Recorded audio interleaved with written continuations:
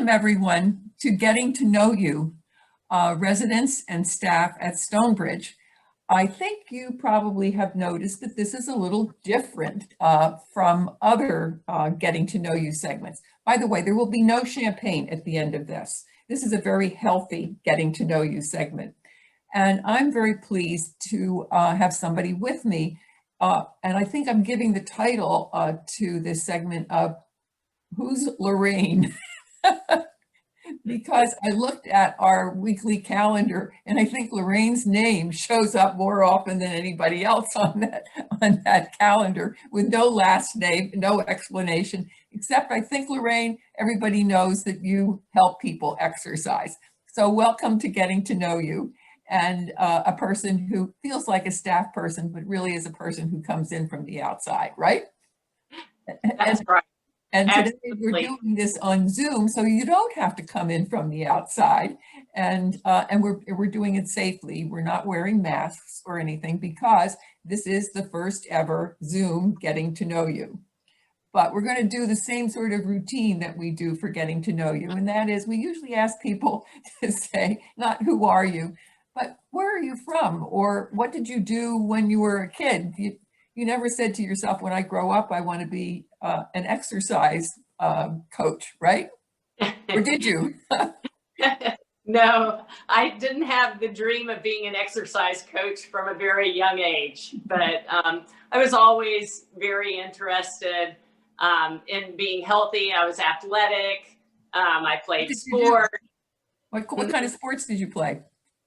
I played every kind of sport that was available back then, which was softball, basketball, tennis. I was on the tennis team in high school. And what other? I was the regional. I went to the state finals for high jumping. Wow. High school. Won all the areas around my region. Right. So. But then I lost like that in the first round, because when I ran to high jump, I just ran as fast as I could and picked up both my feet and jumped over the bar instead of doing that Fosbury flop thing that they normally, everyone does. There's a name for it. Yeah, the Fosbury flop. I didn't do that. I just ran and jumped over the thing. So I was out like that in the first round of the state finals. But. Well, congratulations on getting that far. That's when you get past district, I know that that's really pretty important. So that's great. So yeah. Tell us what happened after that. Yes. After that, I went to, after high school, I moved to Austin, Texas, and I worked there for a year to establish residency, and then went, because I was self-sufficient, and I got myself into college at the University of Texas in Austin, where I minored in dance. So that's where I kind of started on the trajectory of dance and exercise and aerobics, and it evolved over many, many, many years. But you danced just because you liked it, or? Yes, I love dance. I never danced professionally, but I minored in dance in college and kept dancing, and I taught dance for numerous years. I taught dance and aerobics for many, many years. And then that sort of morphed into personal training, and I taught spin classes, which is cycling classes where everybody's on a bike and I'm in the front of the room telling you what to do with music. And I kept going from dance to aerobics, and it just kept growing over years. And then I started doing personal training so that I could give people more one-on-one attention, which is nice to be able to do. I still do that now. And it's very nice to be able to give the personal attention, but I also feel like I have a personal investment in every single person in all of my classes, but especially in Stonebridge, because I've been there since. It's been a long time, hasn't it? It's been a long time. I've outlasted all of the directors. I've seen several directors. I've seen my boss change numerous times. Well, it's been a long time, about 10 or 15 years. Well, since you brought up Stonebridge and aerobics and yoga, I think we who take your classes realize that that's not just something that you can do, that there must be some kind of training. And also, do you need to know anatomy? And, you know, when you see those charts up in the doctor's office with muscles exposed and so on, and you had to have to learn something about that. It's not just that you're good at it because you're a gifted person. Is that true? I mean, that is absolutely true. There's a great amount of training and years of training and years of certifications that go into everything I do, from the certifications that I have for personal training, cycling, and group fitness. I had to learn all of that anatomy. I had to learn this giant thick book of everything. And then I have to, every year to 2 years, update my credentials by doing extra credits. I have to keep taking courses every year or 2 years. Like a doctor or a lawyer. Exactly, like a doctor or lawyer. And then for my yoga training, it was even more extensive. I'm trained with Baptiste. A guy's name is Baron Baptiste that has this kind of yoga that I do, and it's Baptiste Power Yoga. But I give that to you guys as well. I just modify it so that we can do it with a chair or whatever, but we're still doing Baptiste Power Yoga. And those certifications are week-long programs where you're studying, practicing from 7 in the morning until midnight or 1 a.m. for 7 full days. And I've done 3 weeks of that, level 1, level 2, level 3, and then other art of assisting so that I know how to help people with hands-on expertise. So let me just say a word for those people. This is sort of like inside ball game here, because Jock McFarland, who is our videographer, I never can pronounce, whatever it is, takes the pictures so we can see things, is in your aerobics class, and I am, and it sort of sounds like it's inside ball game here talking to you. But just so other people at Stonebridge know that you can sign up for your classes, or you can watch it on 1979. And that's what sort of caught my attention, that there are a lot of people that I don't know who are with you on 1979. And now the classes that we used to do in the large auditorium are on Zoom. So there are different ways of connecting with you and exercise, as there are some other classes on 1979. So it's all part of being healthy seniors or older people.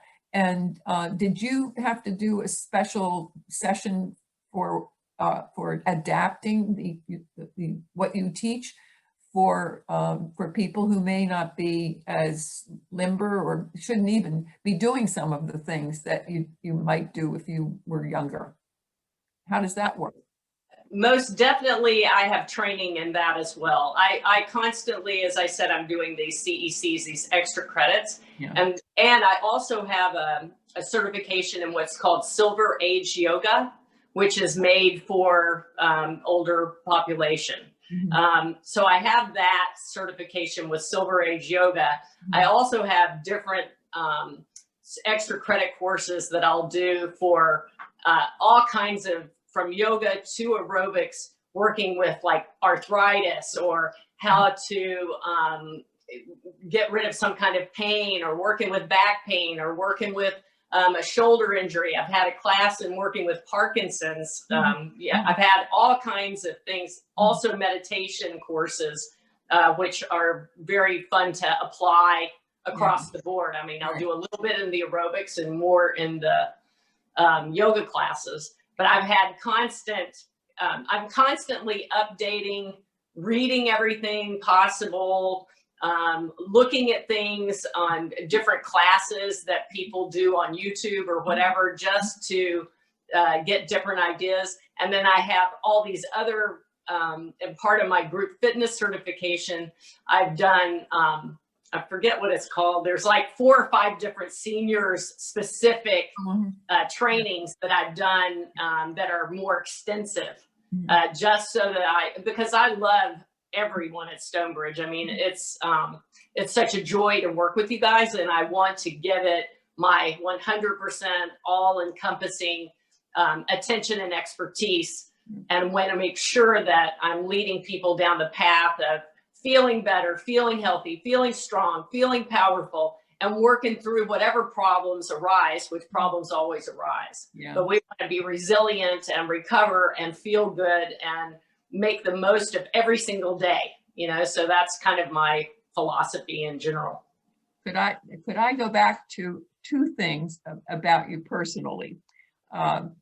One is, you haven't talked about it, but I recall when I first started doing the aerobics class, that it fascinated me that you were doing yoga for what, women's basketball, and then you mentioned you were doing it for some men's lacrosse team. Anyway, it was just, so I thought I'd love to know more about that. And how did you meet up with that kind of a crowd? So I know I don't have it right. What was it that you did? You'd have to go up to the Meadowlands or something, right? You're close. The soccer stadium, the new soccer stadium, was that it? You're very close, Ingrid. You're very close. All right.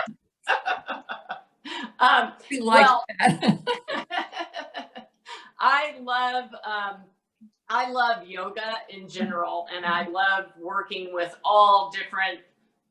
I think yoga is for everyone, from children through somebody that's 110 years old. You know, I think it's for everyone, and I love to apply it in as many places as possible. So I'm the luckiest person in the world, you know, because I have all of you guys who I adore.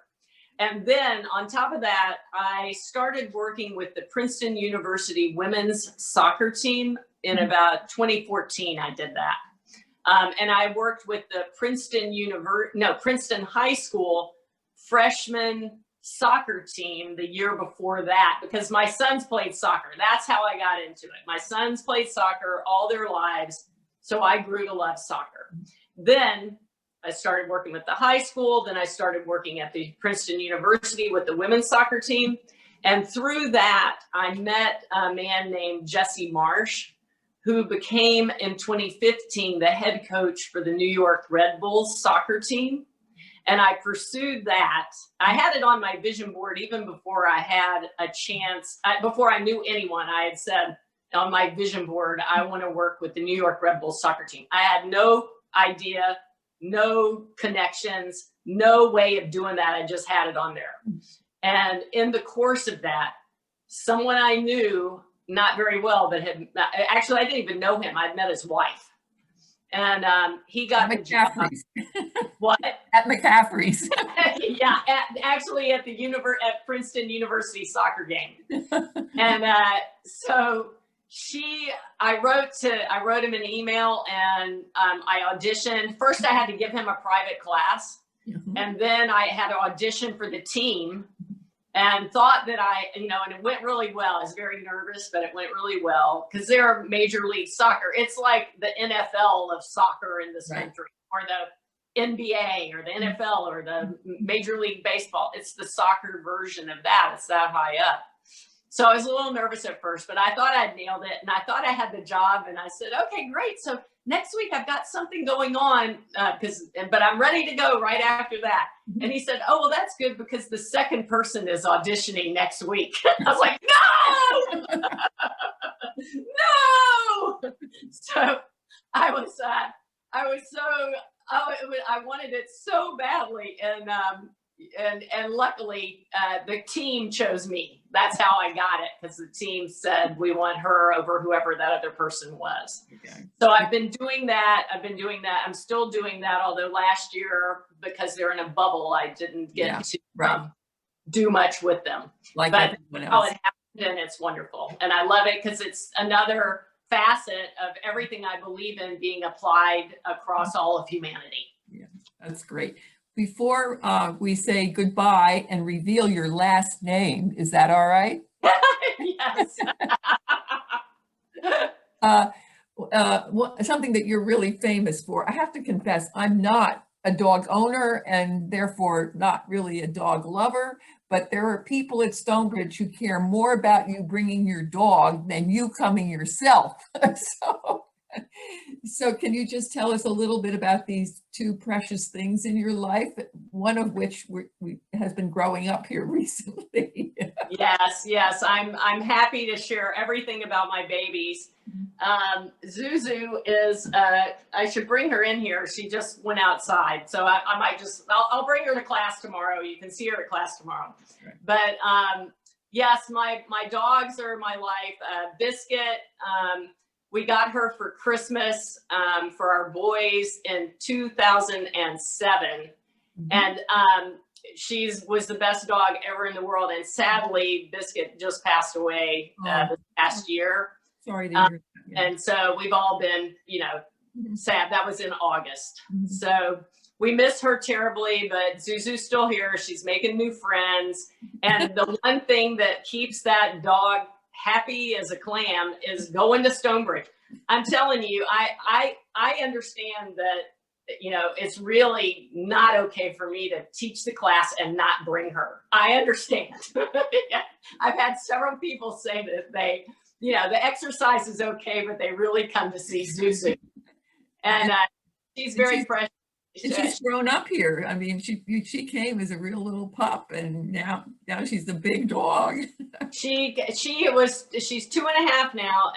We picked her up on a Saturday when she was 8 weeks old, however early you can pick them up and take them. We picked her up on Saturday, and on Monday she was at the Stonebridge class and has been ever since. And she has really grown up with you guys, and it's one of her favorite places to be in all the world. She gets so excited and just wants everybody to pet her, and she's just such a good dog, and she really loves you guys so much. So don't worry, when I'm back, Zuzu will be there. Well, maybe in order to close this, I should say, sorry, we can't say goodbye to Zuzu Edwards, but we will say, until we see you again, Lorraine Edwards. It's really great to talk with you and get to know you. Thank you so much for joining us. And we'll look forward to having you keep us in shape. So thanks for coming. Thank you so much for having me. It's just an honor. And as I said, I love you all. And Ingrid, you're very professional. And I love being at your having you interview me. It's quite special and spectacular, and I love it. Well, I enjoyed it, and I found out some things I wanted to know too. So bye to everybody. Stay tuned. We'll have another exciting segment. We don't know what it's going to be yet, but it'll be good. And thanks again, Lorraine, for coming. We found out who Lorraine is. Bye. Bye-bye.